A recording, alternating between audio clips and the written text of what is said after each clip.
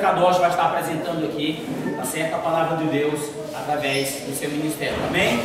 Vamos todos ficar atentos, prestar atenção, não vamos atrapalhar o coleguinha, amém? Então vamos lá, Ministério Kadosh apresentando, falando de Jesus.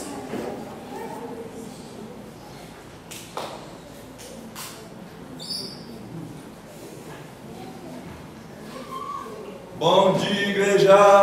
Bom dia! Hoje o pastor deixou eu explicar o Evangelho. Amiguinhos, Jesus nos fala sobre a multiplicação dos pães. Aquele povo que seguia Jesus estava morrendo de fome, pois havia passado da hora de comer. Mas mesmo assim, não iam embora, com medo de não encontrar mais com Jesus. E ficaram todos ali, com fome? Ficaram. Tinha que aparecer alguém, mas só tinha um cesto com 5 pães e 2 peixinhos para alimentar mais de 5.000 pessoas. Puxa! Acho que sei como Jesus repartiu. Como? Ué, ficaram todos ali, brincando de 0 ou 1 já. Aí quem ganhou, ficou com o cesto. Estou certo? Mas é claro que não. E mesmo se tivesse ficado brincando de 0 ou 1, até que saísse o vencedor, já teriam morrido de fome. Mas como foi então? Jesus pegou o cesto, orou agradecendo ao Papai do Céu e ordenou que seus discípulos distribuíssem aquele povo. Como? Se só haviam 7 coisas para comer, só dava para 7 pessoas. 5 comeriam pães e 2 comeriam peixes? Estou certo? Certo na conta, errado na comida. Como foi então? Os pães e peixes haviam se multiplicado. Todos comeram o quanto queriam, pois havia alimentos de sobra. E ainda assim, sobraram 12 cestos cheios. Ai, amigo, você falou tanto de pão e peixe que até me deu fome. Acho que sei o que Jesus quer dizer com a palavra de hoje. O quê? Que devemos comer de tudo. Pão, peixe, feijão, o cesto. Que é isso? Seja dá de comer não. Temos que comer toda a comida que a nossa mãe prepara. Mas não é dessa forma que Jesus está falando. Jesus deu pão àquele povo que tinha fome. Mas hoje tem pessoas não só com fome de comida. De quem então? Fome de Deus. Que? Não! Deus é nosso Criador. Não é de comer não. Que horror! Eu mereço. Quando eu falo em fome de Deus, é que existem pessoas que não vêm à igreja, não recebem Jesus, não oram, vivem tristes ou emburradas e carrancudas e não sabem o motivo. Elas não têm salvação. Nossa, como pode, né? Não saber o porquê anda triste, mas me diga, por que as pessoas andam tristes, hein? Porque elas não têm Jesus no coração, né?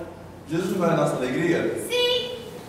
Se não procuramos nos alimentar da palavra, do jejum e oração, não alimentamos nossa alma com coisas boas e ficamos assim, tristes. Entendi. Ele nos fala que devemos alimentar a nossa alma e também ajudar aqueles que têm fome e sede de justiça. É isso aí. Mas como eu faço para alimentar aqueles que têm fome e sede da palavra de Deus? Como que eu faço? Pera! Eu acho que eu já sei. Para alimentar aqueles que têm fome e sede da palavra de Deus, eu faço uma sopa da Bíblia. Vai ficar uma delícia. Mas sem cebola, porque eu não gosto de cebola. Preste atenção. Jesus deu de comer aquele povo para que eles entendessem que ele tinha uma comida muito melhor para dar a eles. Melhor do que pão e peixe? Era sorvete! Depois que todo mundo comesse tudo direitinho, iria ganhar sorvete, não é? Não confunda as coisas. O alimento melhor que Jesus tinha para dar àquele povo era a palavra de Deus. E hoje, Jesus nos chama a ser novamente como seus discípulos que serviram ao povo com o alimento do cesto.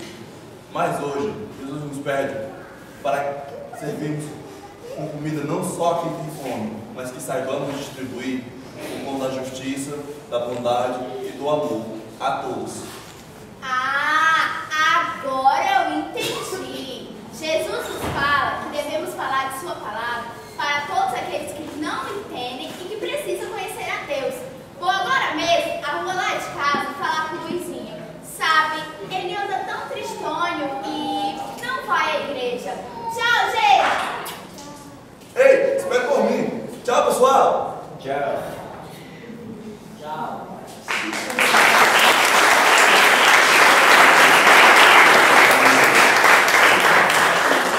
Bom dia. Graças a Deus, né? Mais um dia. Esses últimos dias temos vivido aqui noites maravilhosas e hoje vai ser também uma manhã maravilhosa. Eu sou grato a Deus por tudo que está acontecendo e pela vida dos irmãos. A palavra tem vindo ao nosso encontro para nos melhorar no serviço do Senhor.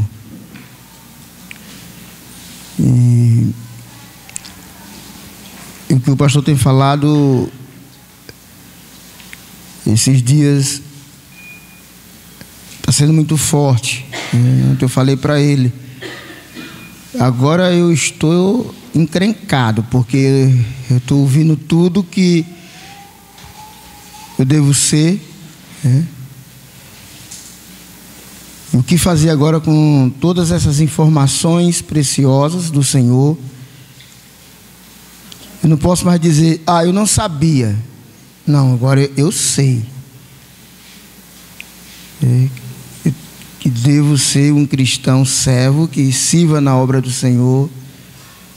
E muitas das vezes a gente acha que está servindo, mas está servindo às vezes em algumas coisas e às vezes servindo para a gente mesmo.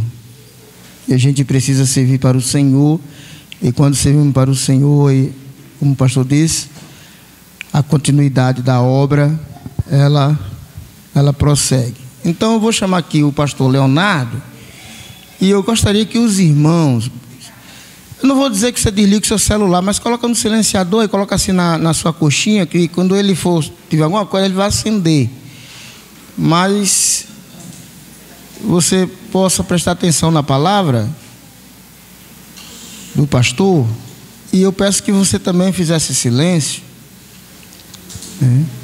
E se você tiver alguma pergunta, depois a gente pode estar abrindo um tempo para você, tá bom? Então faz silêncio, vamos ficar quietinho, não precisa nem cantar. Na casa de Deus sou bem, né? Não há conversa, nem buchicho, tá bom? Então, pastor Léo, fique à vontade. O seu tempo aqui, se o senhor quiser ir até a tarde, beleza, tá bom? Tá bom. Fique à vontade, não se preocupe com isso não. Ninguém está com fome? Ninguém está com fome, está todo mundo aí, ó, meu Deus do céu, só dizendo assim, eu quero mais de Deus.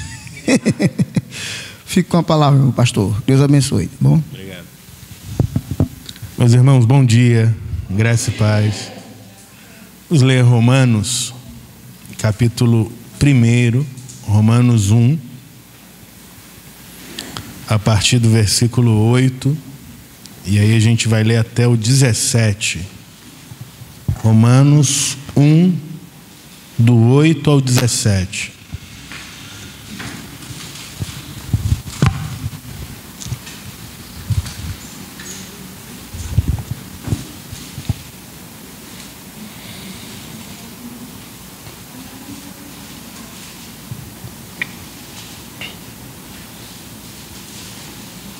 Nosso tema hoje, ser revolucionários queimam pela obra de Deus, tem fervor pela obra de Deus. Em primeiro lugar, por meio de Jesus Cristo, dou graças ao meu Deus por todos vocês, porque a fé que vocês têm é proclamada no mundo inteiro. Pois Deus, a quem sirvo em meu espírito, no evangelho de seu Filho, é minha testemunha de como nunca deixo de fazer menção de vocês em todas as minhas orações, pedindo que em algum momento, pela vontade de Deus, surja uma oportunidade de visitá-los, porque desejo muito vê-los, a fim de repartir com vocês algum dom espiritual, para que vocês sejam fortalecidos, isto é, para que nos consolemos uns aos outros por meio da fé mútua, a de vocês e a minha. Quero que vocês saibam, irmãos, que muitas vezes me propus ir a visitá-los, no que tenho sido até agora impedido, para conseguir algum fruto igualmente entre vocês, assim como também tenho conseguido entre os outros gentios. Pois sou devedor tanto a gregos como a bárbaros, tanto a sábios como a insensatos. Por isso, quanto a mim, estou pronto a anunciar o evangelho também a vocês que estão em Roma, pois não me envergonho do evangelho, porque é o poder de Deus para a salvação de todo aquele que crê, primeiro do judeu e também do grego, porque a justiça de Deus se revela no evangelho, de fé em fé, como está escrito: o justo viverá por fé. Amém. Tem alguém com fome aí ainda? Não, né? Irmão, também não estou com fome, eu não tomei nem café. Na verdade, eu tomei sim. A hora que eu ia saindo para cá, eu vi um negócio lá no hotel chamado Baixaria. E aí o nome é sugestivo para o coração de um filho de Adão, né? Eu falei, eu tenho que experimentar esse negócio. E aí vim sentindo mal, só que eu não vou atribuir, segundo o especialista ali Israel, ele falou, não põe a culpa na baixaria, porque o senhor anda comendo muita coisa e misturando muita coisa. Aí eu lembrei que os irmãos aqui têm me tratado muito, muito bem e melhor do que eu mereço. E ontem eu fiz uma mistura, eu misturei estrogonofe com bobó de camarão. Porque estava tudo muito bonito, sabe? E era duas cozinheiras diferentes, eu tinha que provar o prato de uma e o prato da outra. E comi bastante. Então, por isso que eu não tomei o café aqui, irmãos, tá bom? Eu já vim um pouquinho, né, judiado aí de comer demais. Tá bem? Vamos lá. No primeiro sermão que eu preguei aqui, nós definimos servolução. E eu disse que a servolução é a revolução do serviço a Deus. Serviço que nós fazemos através de atos de amor ao próximo, através de demonstração de bondade, através da demonstração do nosso serviço. Depois nós falamos sobre Neemias e sustentamos que a servolução tem como objetivo edificar a cidade, abençoar a cidade, amar a cidade. E sem isso a gente não consegue revolucionar uma cidade. O tema do nosso estudo de hoje, na escola bíblica, é servolucionários queimam pela obra de Deus, estão apaixonados pela obra de Deus.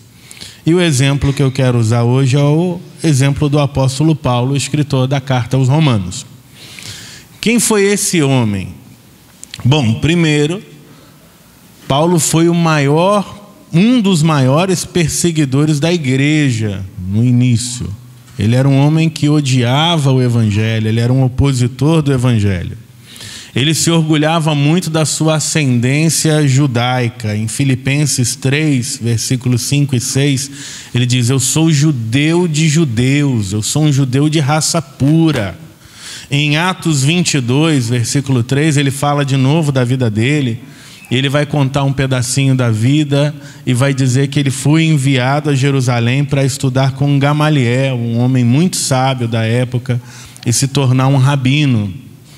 Em Gálatas 1,14, ele diz que entre os da sua idade, no meio da meninada, ele era o que mais se destacava em conhecimento. Paulo era um homem muito culto. Paulo falava muitas línguas, né? Não só línguas estranhas, tá? Ele era conhecedor da Torá, conhecia a Bíblia, mas ele não cria em Jesus. Então um dia, quando ele ia para Damasco perseguir os cristãos, ele se converteu ao Senhor, e a partir daquele momento ele se tornou uma das mentes mais brilhantes do cristianismo, um dos homens mais importantes para a missão cristã no primeiro século. Em Atos 17, nós vemos, por exemplo, Paulo em Atenas, discutindo, debatendo com filósofos gregos, e ele falava daquilo com muita sabedoria. Ele era um homem tanto versado na Bíblia como na cultura da época dele. Quando ele escreve uma carta a Tito, a gente encontra dentro dessa carta uma citação de Epimênides, que era um cara, um filósofo que tinha vivido 500 anos antes dele, e ele ouviu falar daquilo, ele disse: isso faz sentido, eu posso usar isso como uma ponte para pregar o Evangelho, para ilustrar a situação dos habitantes de Creta. Então ele cita, ele conhecia filosofia, ele conhecia história, ele conhecia muitas línguas. Mas, repetindo a pergunta e com a ajuda desse texto, quem era esse apóstolo? Vamos olhar para o texto então e descobrir quem ele era. Em primeiro lugar, no versículo 8 e 9, nós vemos que ele era um intercessor da igreja. Paulo era um intercessor da igreja. Ele diz: em primeiro lugar, por meio de Jesus Cristo, dou graças ao meu Deus por todos vocês, porque a fé que vocês têm é proclamada no mundo inteiro.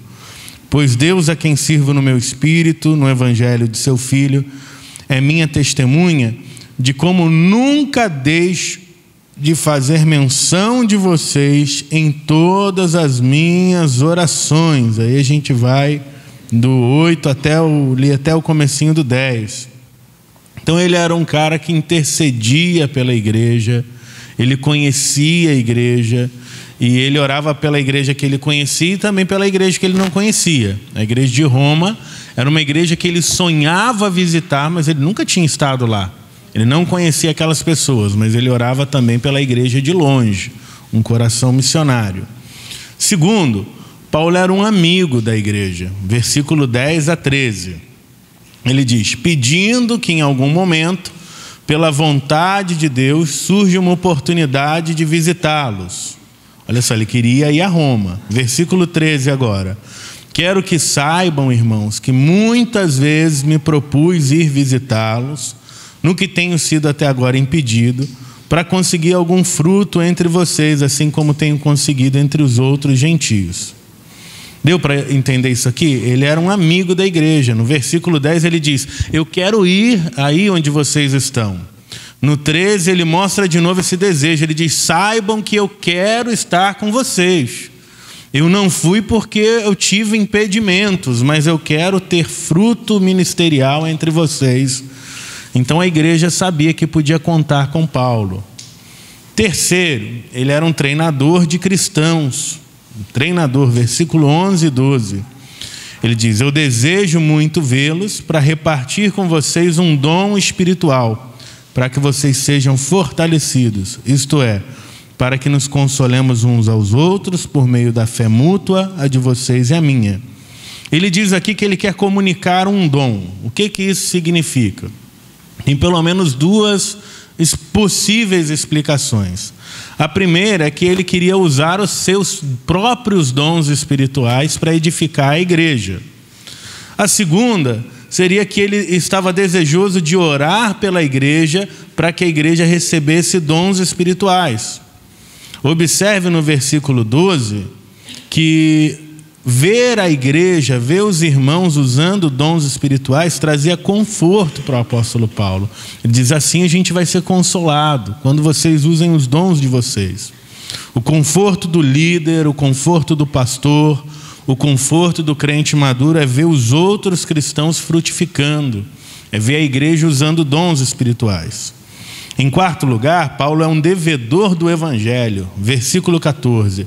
Ele diz: pois eu sou devedor, tanto a gregos como a bárbaros, tanto a sábios como a insensatos. E aqui a gente começa a entender a motivação do apóstolo Paulo. Por que é que ele tem esse desejo tão ardente no seu coração de fazer missões, de se envolver com outras pessoas, com outras culturas? Por que é que ele andava de um lado para o outro, inquieto, pregando? Ele fazia isso porque, para Paulo, a pregação não era um favor que ele fazia para Jesus. Espera aí, Jesus, vou te fazer um favorzinho aqui, vou te dar uma ajudinha. Pregar o Evangelho para Paulo, servir, não era um favor que ele fazia para a igreja.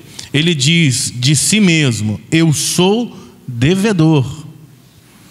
Em 1 Coríntios 9,16, que ele também escreveu, ele diz assim: se eu anuncio o Evangelho, não tenho de que me gloriar, pois me é imposta essa obrigação, e ai de mim se eu não anunciar o Evangelho.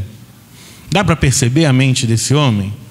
Essa é a mente de alguém que entendeu que recebeu um favor infinito. Então, ele se sentia endividado, mas não é uma dívida de pagamento da salvação. Paulo não estava falando assim: eu sou devedor do boleto celestial, do minha casa, minha vida do céu. Não é isso, não. A dívida que ele fala aqui é a dívida da gratidão. Em Atos 20, versículo 24, a gente vê como o Espírito de Deus impulsionava Paulo a ser grato e a servir. Atos 20, 24. Talvez um dos meus versículos preferidos da Bíblia. Ele diz: porém, em nada considero a vida preciosa para mim mesmo, desde que eu complete a minha carreira e o ministério que recebi do Senhor Jesus para testemunhar o Evangelho da graça de Deus.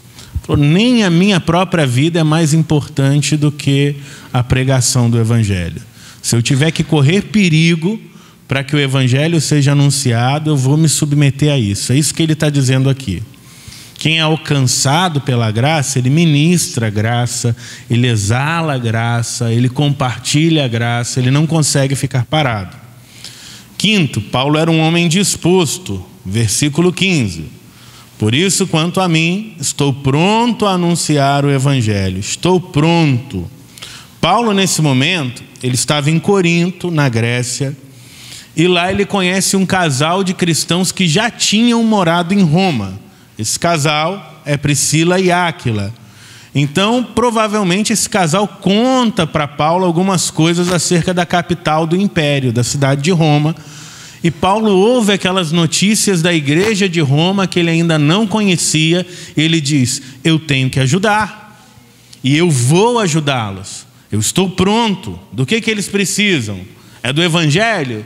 Então eu vou escrever uma carta, que era o meio que eles tinham naquela época. Ele escreve a carta, e nessa carta ele faz uma promessa de visitar esses irmãos queridos que estavam muito longe. Então Paulo não faz corpo mole diante da necessidade de servir. Ele é um homem disposto, ele diz: eu estou pronto. Sexto, Paulo é um homem que não se envergonha do Evangelho, versículo 16 e 17. E aqui nós vemos mais uma vez a motivação desse homem.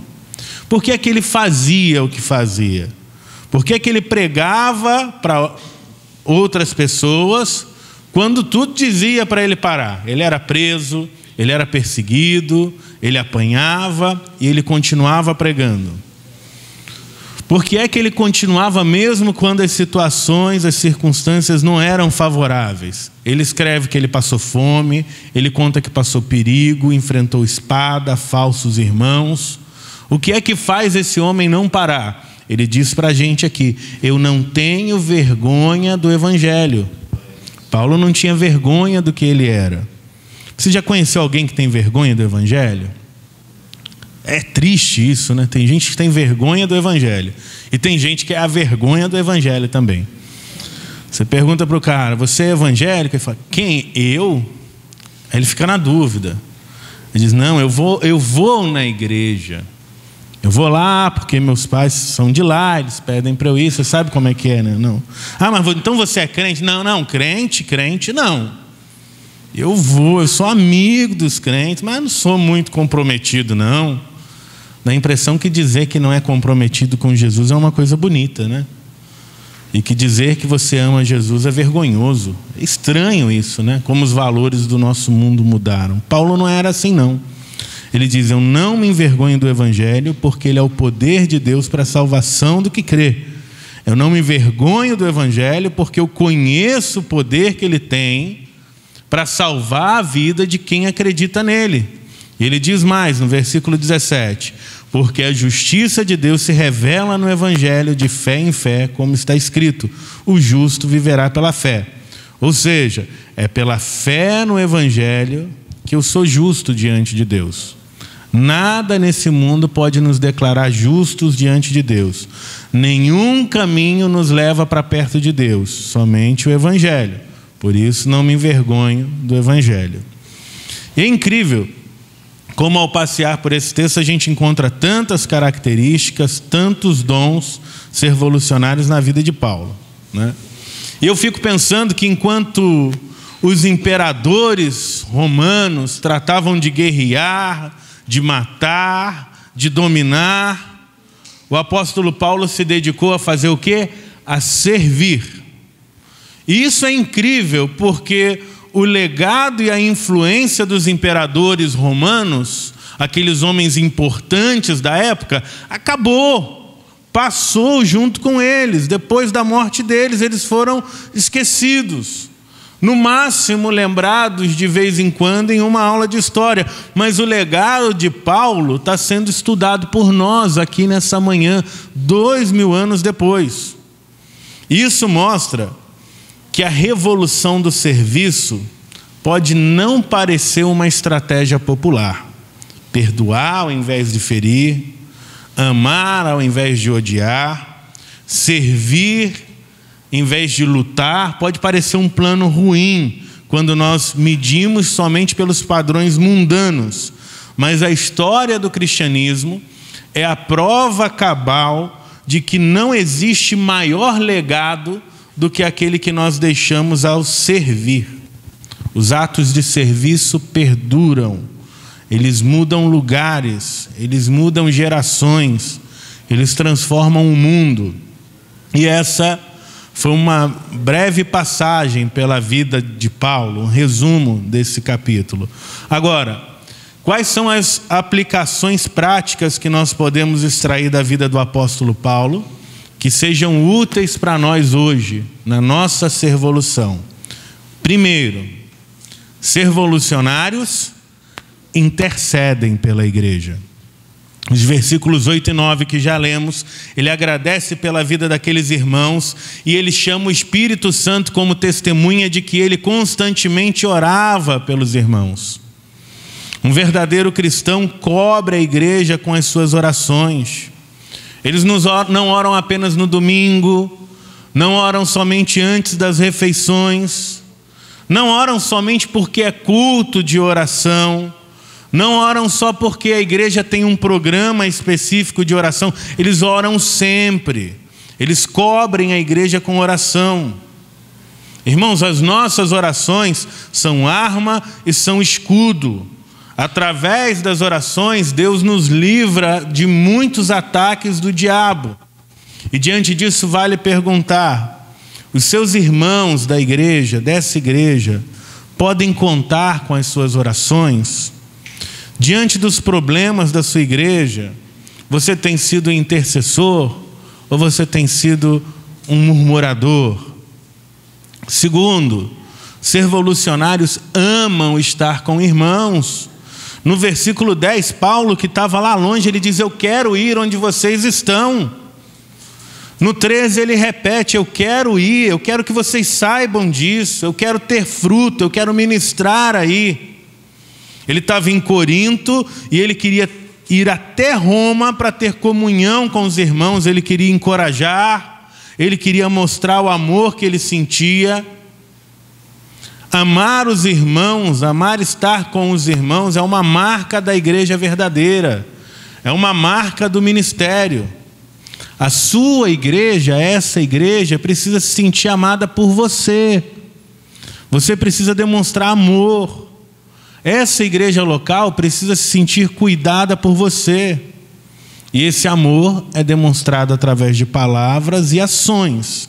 Paulo diz: eu amo e eu quero ter fruto entre vocês. Eu não quero ficar só nas palavras. Eu quero fazer alguma coisa. Você tem dito isso aos seus irmãos? Você tem dito isso à sua igreja? Eu quero servir. Eu quero estar junto.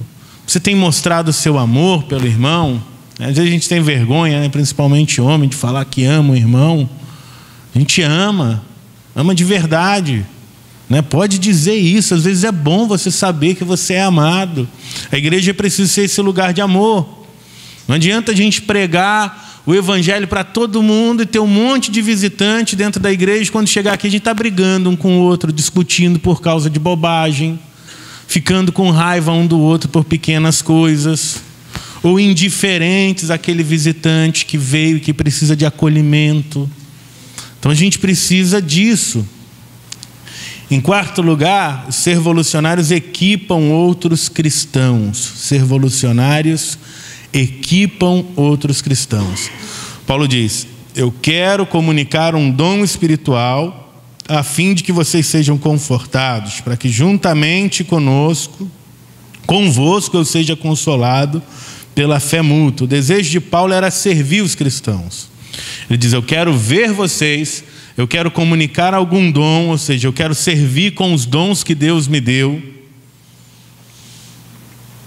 Ouça bem, como cristão, a sua missão é trazer os não cristãos para perto de Jesus e mostrar aos cristãos como é que se serve a Jesus. Só isso, bem facinho, né? Dá até para memorizar. Olha, como cristão, a sua missão é trazer os não cristãos para perto de Jesus e mostrar aqueles que se converteram, né? Mostrar para eles como é que se serve a Jesus. E aí, para isso, você vai ter que ensinar o seu irmão a orar. Se ele é um novo convertido, ele não vai saber orar. Você vai ensinar ele a ler a Bíblia. Você vai levar ele com você quando você sair para ministrar, para que ele veja você fazendo e assim ele aprenda como é que a gente serve as outras pessoas. Mas sabe qual é um dos problemas das igrejas? É que os cristãos não fazem o serviço cristão. E quando os cristãos deixam de fazer o serviço cristão, os novos convertidos não têm com quem aprender. E aí a igreja deixa de fazer missões, ela deixa de crescer. Eu ainda lembro dos domingos que se seguiram a minha conversão. Foi uma época maravilhosa para mim, fantástica. Eu ia para a escola bíblica dominical e quando eu saía de lá, eu ia direto para o hospital que ficava perto da igreja para fazer visita nesse hospital. Uma irmã da nossa igreja ficava lá na recepção, então ela me deixava passar, eu ia orando por todo mundo que estava ali, por todos os doentes, falando do evangelho. E aí, saindo do hospital, ainda a pé, eu ia para o asilo da cidade. Eu fazia um negócio que é errado, mas eu era jovenzinho, adolescente, sabia direito, descobri depois, eu levava balinha para os velhos. Para atrair eles, né? Graças a Deus ninguém morreu, podia ter um diabético, né? Mas eu levava as balinhas no bolso, dava balinha para os tiozinhos, pegava o violão, tocava. Aí tocava, foi na cruz, os velhinhos começaram a dançar assim, ó, com as velhinhas. Eles pensavam que era um baile. E aí depois sentava todo mundo numa rodinha e a gente pregava o evangelho para eles. E nunca tive nenhum problema em pregar o evangelho. Mesmo sendo aquele asilo católico, eles deixavam eu entrar ali, porque era um momento de alegria dos velhinhos. E aí quando isso terminava, era a hora já do evangelismo na roça. E aí tinha uma Kombi esperando a gente na porta da igreja. Uma Kombi toda velha, que entrava poeira dentro dela. A gente entrava e ia até um bairro da zona rural. Aí chegando lá, evangelizava nas casas, chamava os crentes para ir para o culto. E aí a gente mesmo que ia era que fazia o culto, porque nessa congregação não tinha pastor. Então a juventude decidiu, hoje você canta, hoje você prega, hoje você dá testemunho, você vai trazer uma palavra. E a gente fazia o culto ali naquele lugar, chamado Adobes, na cidade de Cambuquira, município de Minas Gerais. E aí a gente voltava. E já estava quase na hora do culto da noite, já era 4, 5 horas. Então eu tomava um banho, almoçava, essa hora. E olha que na minha igreja não tinha um cafezão da manhã reforçado igual esse não. Esse aqui dá para andar o dia todo, tranquilo. Mas lá não tinha não, era só o cafezinho da minha casa. Ia cultuar a Deus. E fazia isso com muita alegria, porque a gente tinha aprendido que o domingo era o dia do Senhor. Então a gente tinha que dedicar esse dia a Ele. Só que o Senhor não é o dono somente do domingo, correto? Deus é o dono de toda a semana.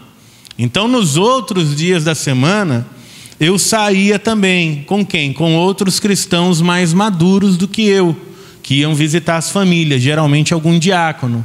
Eles me levavam, eu ia ajudar. Geralmente eles pregavam, eu não fazia nada, ficava só observando. No finalzinho eles pediam para fazer oração, eu ficava todo feliz, orava ali junto com o obreiro da igreja. Às vezes a gente visitava alguém doente, às vezes pessoas com problemas familiares. E aí é óbvio, eu, novo, solteiro, eu não ia falar nada, mas eu ficava ouvindo os conselhos e aprendendo com os mais velhos. Às vezes eram pessoas com vícios. Esses irmãos mais velhos pregavam e eu olhava e assim eu aprendia como é que se faz. E o fato é que, olhando para o passado, eu percebo que naquela igreja onde eu converti, tinha gente que estava fazendo algumas coisas. E eles faziam não só porque era um programa da igreja, mas porque era um estilo de vida deles. Então, se você queria crescer, se você queria aprender a ser um cristão, era só você ficar perto de uma pessoa da igreja. Qualquer pessoa. Você se aproximava dele, você fazia amizade com aquela pessoa e você ia aprender a ser um cristão servo. Era simples. Mas hoje em dia, a gente não quer servir muita gente. Às vezes tem gente que não está servindo ninguém. Programar algo para o domingo é o martírio de muitos crentes. Programar algo para o domingo à tarde, ainda mais com esse sol de rachar mamona que faz aqui, meu Deus do céu. Não, evangelizar essa hora, Deus não quer isso não.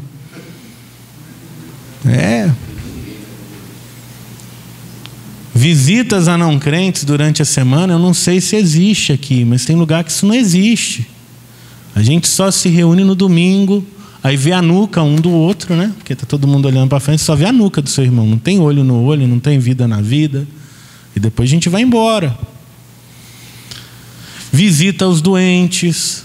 A gente não vai, no máximo envia o anjo. Senhor, manda o teu anjo lá na casa da irmã Maria que está doente. Manda o anjo não, vai você. Se o anjo for lá, ela não vai ver você, ela vai ver, ela vai ficar feliz. Então eu pergunto o seguinte, eu tenho tentado ter muito cuidado com as palavras, mas ao mesmo tempo o pastor falou, pastor, pregue como se estivesse na sua casa, na sua igreja. Então eu estou pregando como se eu estivesse na minha igreja, tá? E se eu estivesse na minha igreja, eu faria essa pergunta: se um novo convertido dessa igreja te seguisse no seu tempo livre, laboral, livre do trabalho, será que ele iria aprender a servir a alguém além de você mesmo e da sua família? Os novos cristãos têm aprendido a servir com você e com o seu exemplo? Leia comigo novamente o versículo 14. Paulo diz: eu sou devedor tanto a gregos como a bárbaros, sábios e ignorantes. O que aprendemos aqui? Ser revolucionários são devedores do Evangelho. Repita comigo: devedores. Devedores. Deixa eu te contar um segredo aqui. Você não é voluntário em nada.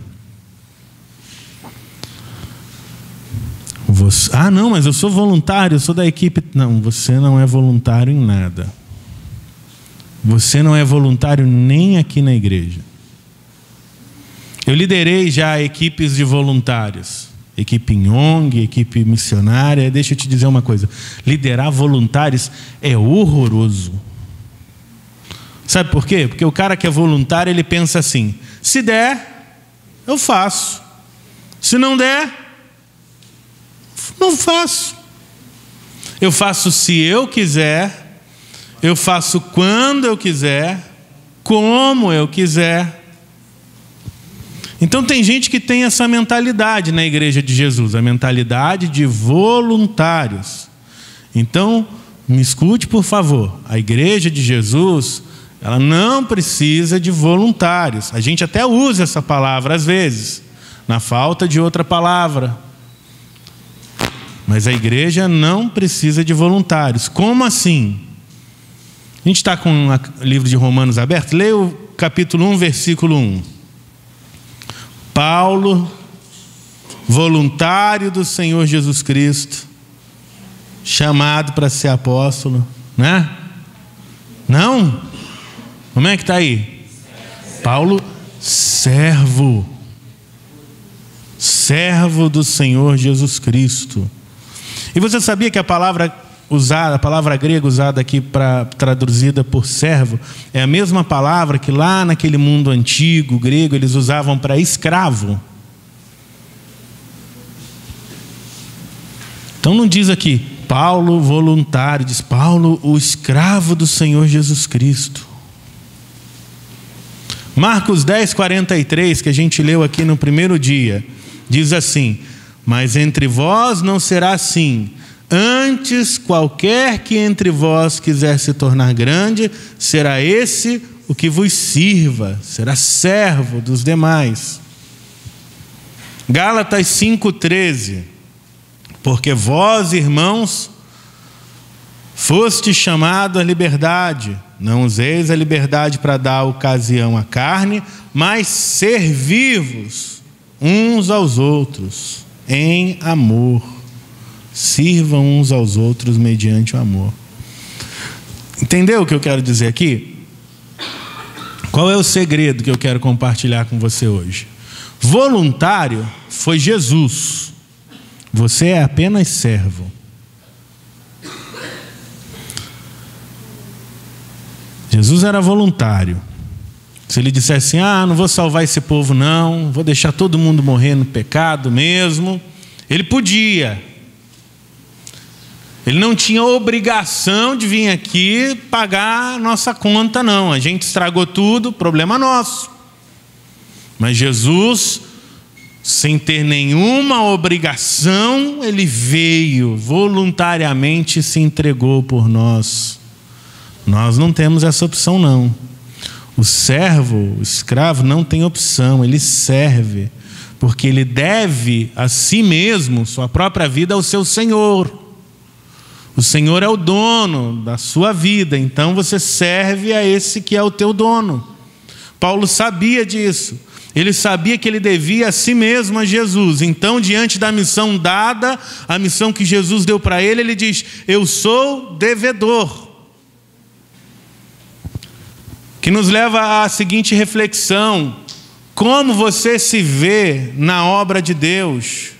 Como voluntário ou como um servo? Como um cara que faz quando quer, como quer, se quer, ou como um devedor? Como alguém que foi chamado, comprado para isso, comprado para a missão, colocado na igreja com um propósito.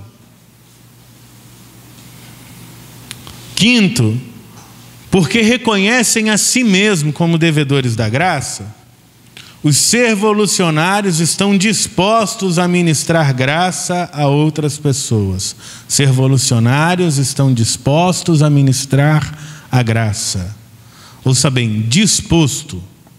Como é difícil encontrar pessoas dispostas. E eu converso com muitos pastores em diferentes lugares. E nas igrejas deles, nessa aqui não, mas nas de lá, nas de Minas, é sempre a mesma coisa. Não tem gente disposta. O que é o reino para esses caras? Quem eles pensam que estão servindo? Você pergunta, está disposto? Não, hoje não, estou indisposto. Eu não sei quando. Alguém aqui serviu tiro de guerra, quartel? Só o pastor? Só o pastor mesmo? Ali, 2 na selva. Opa! Se você está no quartel, sei lá, seu comandante te chama, você... Sim, senhor. Não é? Pode responder de outra maneira não, né? Sim, senhor. Disposto. Quem que tem um trabalho além da igreja? Trabalho secular. Graças a Deus, tem emprego na cidade. E aí quando o patrão chama e pede algo para você, você diz, não senhor, estou indisposto. Não. A gente diz, sim chefe. Como não? Sim. Preciso. E aí quando é para servir a Jesus, a gente crente quer colocar um monte de objeção. Preste bem atenção. Para servir a um pequeno senhor terreno, o crente não se indispõe. Mas para servir ao Rei dos Reis, o Senhor dos Senhores, o nosso Salvador, nós saímos pela tangente diante das oportunidades de serviço. Será que isso é justo? Eu quero que você imagine o seguinte, por isso eu perguntei do exército. Isso aqui é um exército, amém? Isso aqui é um exército. E o nosso general é Cristo, amém? Canta aquele corinho aqui. O nosso general é Cristo, seguimos os seus passos, nenhum inimigo nos resistirá. O nosso general é Cristo, seguimos os seus passos, nenhum inimigo nos resistirá. Pelo Senhor marchamos sim, o seu exército poderoso é, sua glória será vista em toda a terra. Bom, você já entendeu, nosso general é Cristo, amém? Jesus é o teu general? Amém. Que dizem que quando o crente mais mente é quando ele canta.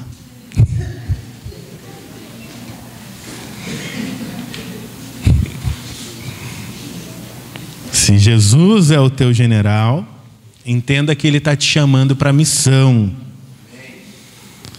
E é para ele que você trabalha. Quando se trata de servir na missão de Jesus, do nosso general, nós não podemos colocar barreiras. Precisamos ser revolucionários, como Paulo que disse, estou pronto a anunciar o evangelho, estou pronto, estou disposto. Por último, ser revolucionários não se envergonham do evangelho.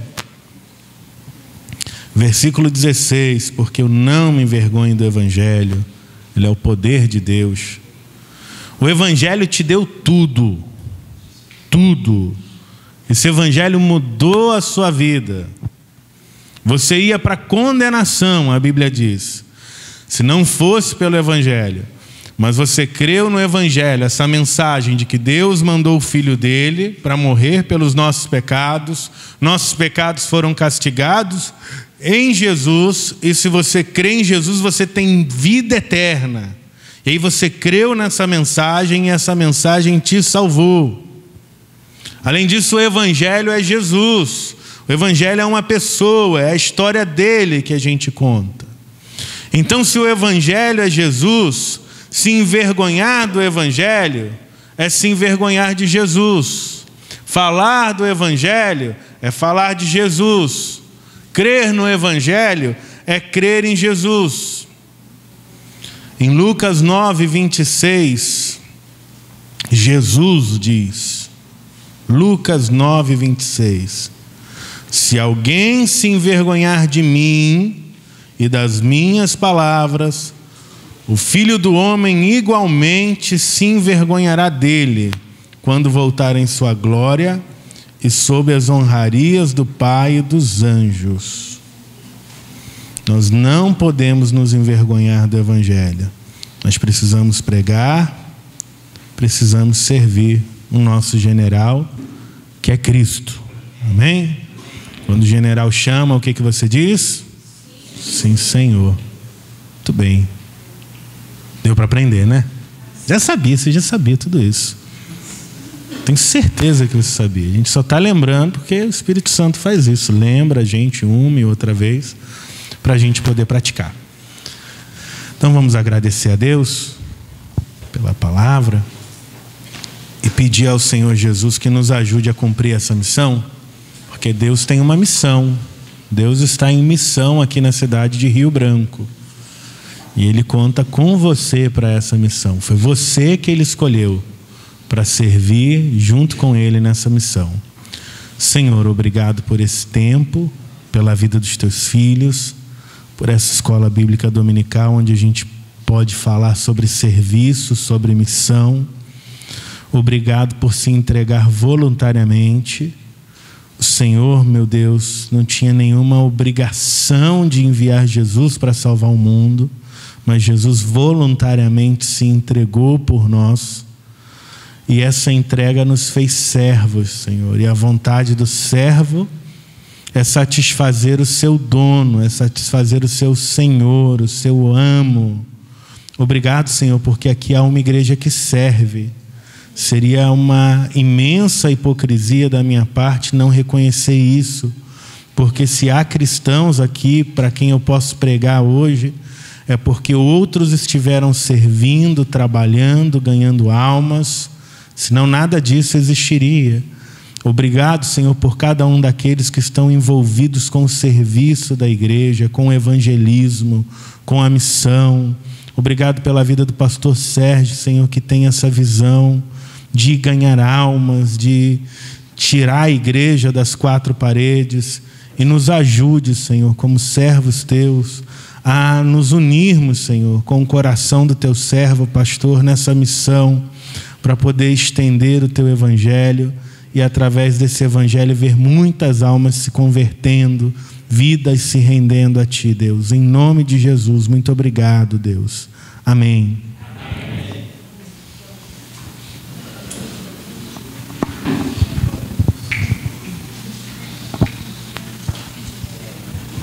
Obrigado, pastor. Irmãos, esses dias assim a gente foi abençoado desde quinta-feira com o nosso missionário Zico até hoje com o pastor e missionário também Leonardo Gonçalves. Então assim, eu de coração assim a gente dá um aplauso para Jesus pela palavra dele que está sendo viva, eficaz nestes dias. Aos nossos corações, mostrando, abriu-se uma janela, gente, uma janela não, acho que abriu os portais eternos sobre essa igreja, para revelar a missão da igreja, a obra da igreja, através desses homens, trazendo assim uma palavra maravilhosa, e às vezes a gente fica usando de eufemismo, né, com a questão de ser voluntário, mas a palavra certa mesmo é escravo. Nós somos escravos do Senhor, nós somos servos do Senhor. A gente precisa reconhecer isso. A gente tem dificuldade de reconhecer que somos servos do Senhor. Nós temos essa dificuldade porque a palavra servo, escravo, até por causa da nossa cultura, né, nacional, da escravatura, aquela coisa toda. Mas a verdade é essa, gente. Um dia o Brasil foi servo de senhores aqui de engenho e tal. Mas os cristãos, eles não deixaram de ser servo e escravo de Jesus. Nós nunca vamos deixar de ser servo e escravo de Jesus. Amém? Eu tinha dito que abrisse. Alguém tem alguma pergunta para o pastor? Se há alguma pergunta? Amanda, pode fazer. Tem alguma pergunta? Sim.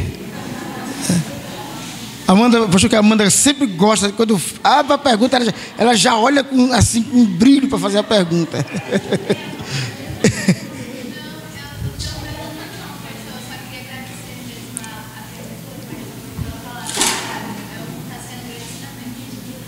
Amém. Eu sabia que você ia ter uma palavra sábia.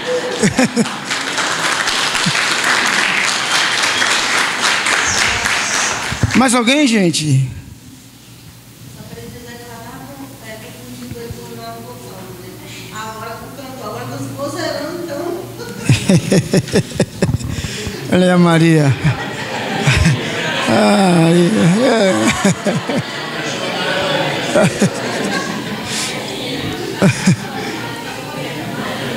Se não há, gente, eu já vou orar e... Não? Então vamos. Todo mundo entendeu legal? Então vamos orar. Amém? Amém.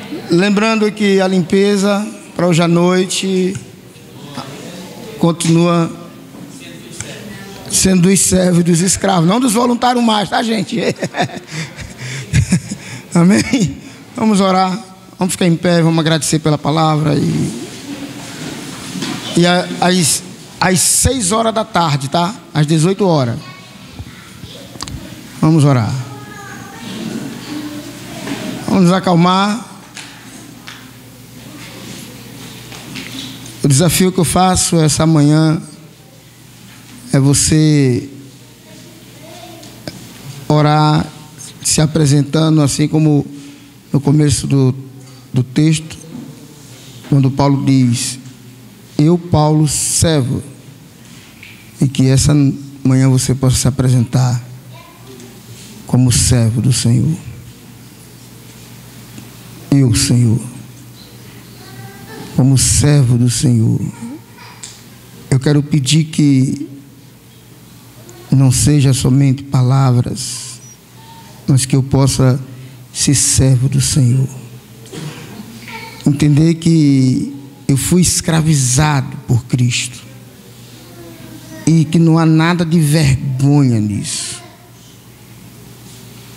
Que eu sou servo do Evangelho, Senhor, e que estou aqui não somente para ganhar a salvação, que já ganhei, mas agora de servir em prol do Evangelho, salvando outras vidas, Senhor, através de Jesus, apresentando, anunciando aquilo que Paulo diz, que o Evangelho é Jesus morto numa cruz, para nos dar a salvação, libertação e a ressurreição, mostrando ali que um dia todos nós iremos ressuscitar com Ele. Abençoa, meu Pai, essas palavras que estão sendo ministradas, ó Deus, à igreja, e que haja, Senhor, despertamento, e que as pessoas vibrem, e que as pessoas se alegrem, ó Deus, onde várias frentes, ó Pai, evangelística, e nós temos hospitais, nós temos, ó Pai, tantos lugares, pousada, presídio, ó Deus, e aqui perto a pousada de menor, e que a gente possa se despertar, ó Pai, de ter grupos ministrando, levando palavras de edificação a esses lugares, ó Pai, no lado dos vicentinos, Senhor, que a gente possamos estar lá também, Senhor, e que o Senhor nos ajude, cuide, ó Deus, da sua igreja, e que a gente possa ser uma igreja para fora, Senhor, servindo o Senhor. Abençoa o pastor Leonardo e sua esposa que está em Minas Gerais, seu filho, guarda, ó Deus, e protege, meu Pai, e que esses dias que eles estão ali sós, Senhor, que eles possam sentir a Tua presença, o consolo e alegria, Senhor, de saber que o seu esposo, o pai, está numa missão, edificando vidas, e que essas vidas que ele tem edificado aqui, Pai, o Senhor possa edificar a vida da sua esposa e do seu filho, Pai. Nós oramos a Ti, pedindo saúde para ele e para toda a sua família, e que o Senhor dê alegria a cada dia, Senhor, da salvação, despertamento a cada dia, Senhor. E que o ministério, Pai, que ele exerce ali na Igreja Batista em Ouro Branco, Senhor, possa crescer e se desenvolver, Pai, de uma maneira mesmo pelas Tuas mãos, e que muitos frutos possa ó Deus, ali ser levantado. Nós oramos a Ti no nome de Jesus. Amém. Amém.